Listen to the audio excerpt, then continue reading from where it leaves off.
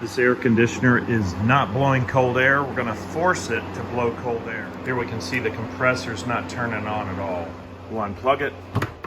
We'll access the circuit board. This capacitor is very dangerous. Even though it's turned off, there's a lot of amperage that could hurt you if you touch anything in there and anything connected to it. Here's the main relay for the compressor.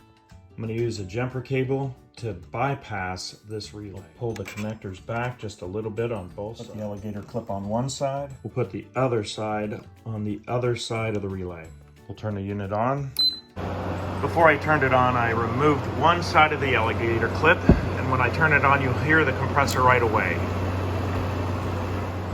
Immediately, we can feel cold air. You can watch the needle drop here. You can also feel that the line is very cool. With the thermal camera, we can see that the blue is that cold line. You can also see that the entire front is blue, which means cold air is coming out. We went from 62 to 42, so it's blowing cool air. Because we bypassed the circuit board, we're not going to be able to control it. We're not going to be able to turn it on or off. It's just going to be cold all the time. The circuit board will turn off the fan, but you can see the compressor's still running. I don't want to burn out the compressor, so I'll unplug everything. This tells us that the compressor's okay and that the capacitor's okay. The trouble is probably one of the relays on the circuit board itself. We'll remove the jumper cable. With a screwdriver not touching any metal, I'm going to discharge the capacitor. While it's running, I'm going to tap on all the relays to see if there's a broken or stuck relay.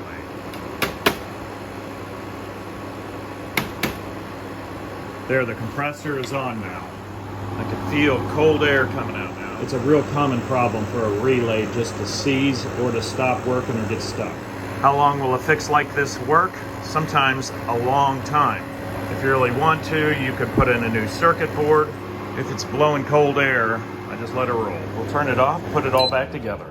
Because of the danger of the capacitor with all that high voltage, this would be for educational purposes only. Everything's back together and working as it should.